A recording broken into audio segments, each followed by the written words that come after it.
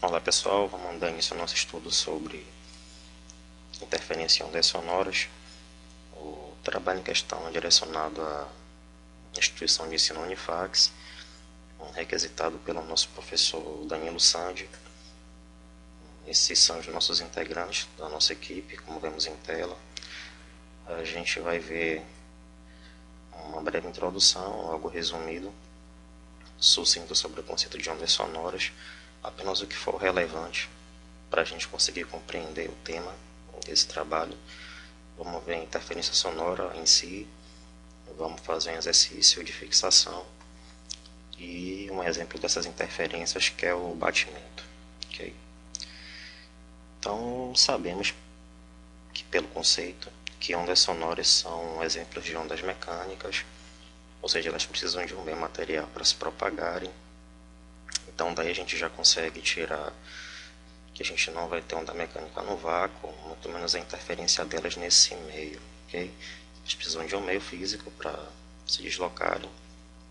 Aqui eu mostrei alguns exemplos, numa corda, no ar ou no mar, só para exemplificar, nada muito a fundo nessa questão.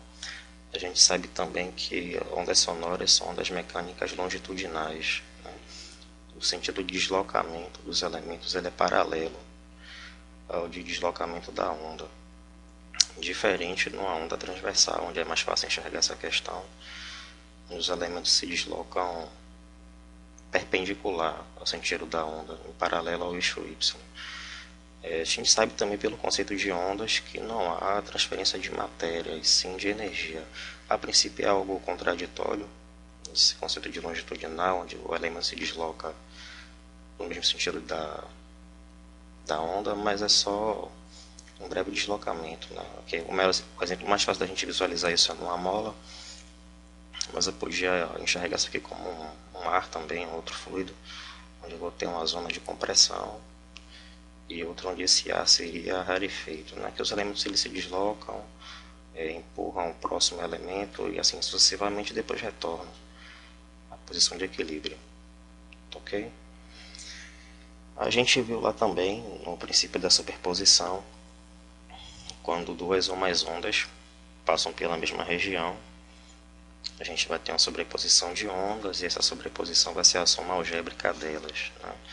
Então chamando essa aqui de y1 x de t e essa aqui de y2 x de t, a onda resultante vai ser a soma y vai ser igual a y1 mais y2. A gente viu também lá a interferência quando ondas iguais indo no mesmo sentido, né? A forma dessa onda ela depende da fase delas. Aqui um exemplo de ondas nessa mesma circunstância, divergindo apenas pela fase. Ele mostra aqui a onda 1, que é essa vermelha, e a 2, que é essa mais escura. Mesmas características diferindo apenas da fase, como a gente consegue visualizar e ver aqui até pela forma. Ok? A gente vê também lá que essas interferências elas podem ser totalmente construtivas, nesse primeiro exemplo. Elas podem ser totalmente destrutivas ou intermediárias, né? Essa interferência totalmente construtiva vai acontecer quando a diferença de fase for zero. Aqui π, que é 180 graus em radiano. Nesse caso aqui, 2π sobre 3 seria 120. Ok? Já foi visto anteriormente outras características das ondas, como velocidade nos conceitos anteriores. E outra característica que vai acontecer é a de interferência, né? Vai ser algo típico, característico do fenômeno ondulatório, sempre que a gente ter a sobreposição de duas ou mais ondas. Aqui no primeiro momento a gente vê duas fontes sonoras, no exemplo mais utilizado a gente vê que elas geram ondas circulares, né? Ondas esféricas. Temos alguns pontos intermarcados e aqui a lambda demarcada a gente vai entender daqui a pouco. Aqui está um exemplo mais limpo, né, do que o problema vai propor. Eu tenho duas fontes pontuais separadas por uma distância, tem um ponto P e eu quero saber que tipo de interferência vai ocorrer nesse ponto.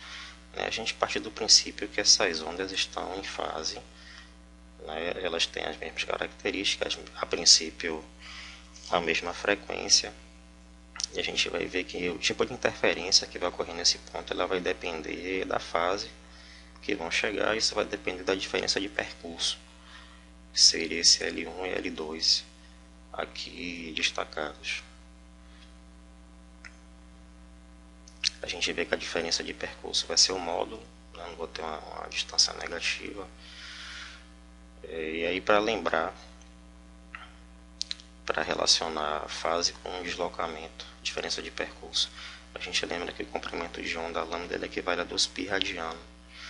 A gente tem essa expressão inicial. Quem vai determinar se essa interferência vai ser totalmente construtiva ou destrutiva, intermediária, vai ser a fase.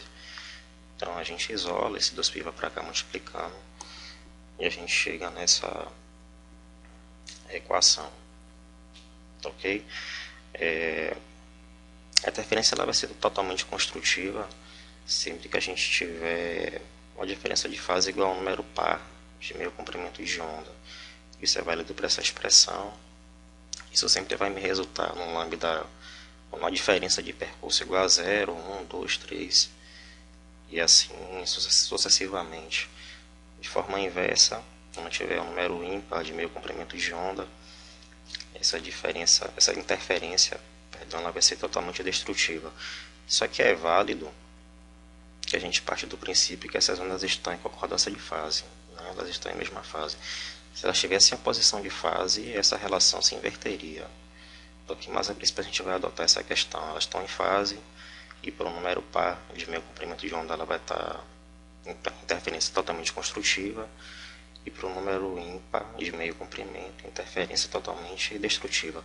Quando ela não tiver nem uma coisa nem outra, ela vai estar numa interferência intermediária. Aqui um exercício de fixação. Ele mostra na figura abaixo duas fontes pontuais. Sei que poderia ser outras fontes também. Eu vou mostrar no exemplo daqui a pouco, mas é só para exemplificar. S1 ele chama de S1 e S2, separadas por uma distância d de 1,5 lambda, e fala que elas emitem ondas sonoras de mesma amplitude, fase e comprimento de onda. Aqui ele mostra dois pontos, né, P1 e P2. Letra A. Qual a diferença de percurso das ondas de S1 e S2 no ponto P1, que está na mediatriz do segmento de reta que liga as duas fontes, a uma distância das fontes maior que D? E qual tipo de interferência?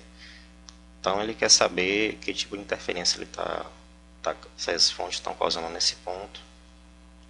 Ele quer saber se é totalmente construtiva, destrutiva ou intermediária. A gente viu que isso vai depender pela diferença de percurso, né? Isso vai determinar a fase que vai ocorrer aqui. A gente sabe que se elas partirem da fase e percorrerem a mesma distância, elas também vão chegar em fase nesse mesmo ponto. Quando ele fala que essas ondas, esse ponto P está na mediatriz do segmento de reta que liga essas duas fontes, na verdade ele está dando uma resposta do problema. Por definição, a mediatriz ela tem uma propriedade que resolve esse problema. Ela diz que sejam A e B pontos distintos, os pontos equidistam de A e B. Aqui S1 e S2. Equidistam é que tem a mesma distância. Se eles têm a mesma distância, a diferença de percurso aqui é igual a zero. Eu posso dizer que L1 é igual a L2, e fazendo a diferença de uma coisa menos ela mesma é igual a zero. Se é igual a zero, a gente viu que essa interferência ela é totalmente construtiva. Então aqui a gente responde a primeira pergunta, com a diferença de percurso igual a zero, e o tipo de interferência da mesma forma, né? Se é igual a zero, ela é totalmente construtiva. Na letra B ele quer saber a mesma coisa, a diferença de percurso, o tipo de interferência, só que agora no ponto P2. No enunciado, ele fala que o ponto S1 e S2 estão separados por uma distância de 1,5 lambda. A gente sabe que quando essa distância ela resulta num número ímpar de meio comprimento, essa interferência é totalmente destrutiva, que é a questão de análise mesmo do enunciado. a distância é 1,5 e a resposta é totalmente destrutiva. Letra C. A figura mostra uma circunferência de raio muito maior que D, cujo centro está no ponto médio entre S1 e S2. Ele quer saber qual o número de pontos N da circunferência nas quais a interferência é totalmente construtiva. Ele quer saber aonde que nessa circunferência essas ondas geradas por essas duas fontes vão chegar em fase. Como chegam aqui nesse ponto. Se a gente for analisar esse ponto A, o cenário ele é idêntico ao da letra A. E nesse ponto D, idêntico ao da letra B, que seria o ponto P1 e o ponto P2. E aí vale a simetria para determinar esses dois outros pontos. Esse aqui também seria igual a zero, ele também aqui dista desses dois pontos, dessas duas fontes. E esse ponto aqui de cima também seria 1,5. Opa! Então aqui a gente poderia delimitar como 0 aqui, 1,5 aqui, 1,5 aqui. Então essa diferença de percurso, nesse caso, ela vai variar de 0 a 1,5. A gente sabe também que a interferência ela vai ser totalmente construtiva quando esse comprimento, essa diferença, ela for um número par de comprimento de ondas. Então a gente viu que poderia ser 0, 1, 2, 3 e assim sucessivamente. Se ele muda de 0 a 1,5, o próximo número inteiro que eu vou ter aqui é 1. Então a gente consegue identificar os outros pontos, como nessa nova figura. Aqui a diferença de percurso é 1 lambda. Usando a simetria dos outros quadrantes, a gente chega na resposta, que é 6. A pergunta ele quer saber quantos pontos da circunferência vão ter interferência totalmente construtiva. Então aqui a gente tem um simulador para exemplificar tudo que a gente tem dito. Aqui eu tenho uma única fonte sonora, eu vou ligar, a gente consegue enxergar o comportamento dessa onda. Eu vou aumentar aqui a frequência e vou adicionar mais uma fonte. Deixa eu aumentar a distância.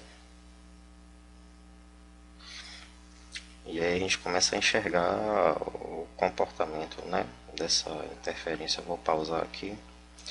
Essa região aqui, essa zona, é a região da onda resultante. A gente enxerga que ela teria um comportamento inicial, seriam ondas circulares, e um local de interferência dessas ondas. Vamos imaginar que essa parte branca aqui, é a crista da onda, seria essa área aqui, esse pico, e a mais escura seria o vale.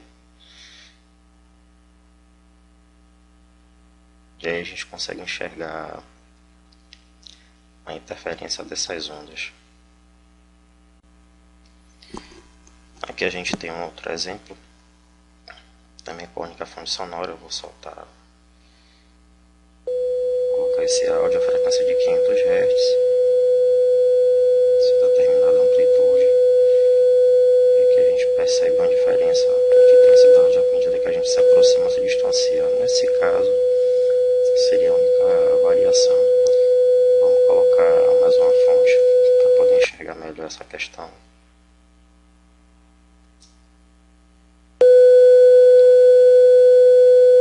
Novamente o áudio.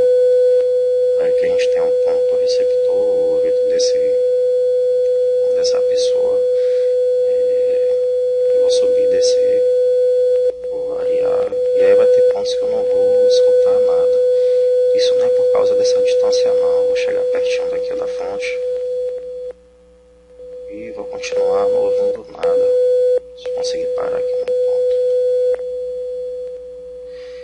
Esse local onde ele está posicionado é um local onde a interferência é totalmente destrutiva ou muito próxima disso. Isso aqui está determinando. Se eu sair, eu já consigo ouvir uma amplitude somada ou não. Isso vai depender da diferença de percurso. Ok? Nós vimos até agora a superposição de ondas com frequências iguais. Não é isso? Sempre que a gente for sobrepor ondas de frequências diferentes, eu digo ondas na mesma direção, mesma amplitude, uma frequência diferente, a gente vai chamar esse fenômeno de batimento diferente, desde que essa diferença seja pequena, né? Pequeno o suficiente para que se ouça um som de um batimento. Isso vai caracterizar esse fenômeno. A gente vê nessa primeira imagem aqui duas ondas, as características citadas. A gente observa uma leve diferença de frequência, e aqui seria o resultado dela, né? Aqui seria um local onde a interferência seria totalmente destrutiva, e aqui totalmente construtiva, e ela volta a ter esse comportamento, essa característica do batimento. Isso aqui seria um som forte que a gente vai escutar, isso aqui seria um silêncio ou um quase silêncio. Ok? Aqui ela dá duas ondas separadas e aqui ela me dá duas ondas com essas características, frequências diferentes, sobrepostas, e o resultado semelhante ao indicado. Ok, a gente consegue visualizar esse exemplo. Aqui eu vou mostrar a primeira onda como seria, a segunda, e aqui a onda resultante, né? A gente observou a característica, né? Um local de interferência totalmente construtiva, outro totalmente destrutiva. Lembrando que isso aqui só é válido para frequências muito próximas, né? Se fosse mudar aqui a frequência, mudaria essa característica. Ok? Aqui eu vou voltar para a frequência até a diferença maior, e a gente consegue enxergar o comportamento descrito. Então, analisando matematicamente essa situação, a gente vai considerar um ponto qualquer no espaço, pode ser x igual a zero, e a gente vai ter essas duas ondas chegando nesse ponto, né? No caso aqui S1, dado por Sm cosseno de ômega 1t, e S2 por Sm cosseno de ômega 2t. A gente viu lá na superposição que isso vai ser a soma algébrica delas. A gente vai chegar nessa expressão, Sm fica em evidência, e aqui a gente vai precisar usar uma identidade trigonométrica para poder resolver essa situação. A gente vai ter que chamar isso aqui de A e B, e vamos usar para ver que o cosseno de A mais o cosseno de B vai ser duas vezes o cosseno de A menos B sobre 2, vezes o cosseno de A mais B sobre 2. Então a gente chamou o ômega 1, perdão, de A e o ômega 2 de B. Aqui a gente tem A menos B sobre 2. E na seguinte, ômega 1 mais ômega 2 sobre 2. A gente substitui novamente, chama essa expressão de ômega' e essa outra de ômega. Chegamos nessa expressão resultante, onde vai ser 2Sm de cosseno de ômega' de t vezes o cosseno de ômega de t. Como ômega e ômega' são praticamente iguais, são muito parecidos, a gente adota que o ômega vai ser muito maior que o ômega'. A gente chega na expressão final da frequência do batimento, onde essa frequência vai ser a diferença delas, né? No exemplo que eu usei de 10 e 9 Hz, seria de 1 Hz a frequência desse batimento. Então aqui eu encontrei esse gerador de frequência online, e nesse primeiro momento eu vou soltar duas frequências iguais. A gente vai identificar o som resultante, e a gente consegue observar que há uma linearidade nesse som, não tem diferença, né? Não tem variação, as duas pontes estão com a mesma frequência. Eu vou pausar, vou variar um pouco essa segunda, a gente vê a diferença. É um som sanfonado, isso é que caracteriza o som de batimento. Esse trabalho foi feito com referência no Halley da 8ª edição, volume 2.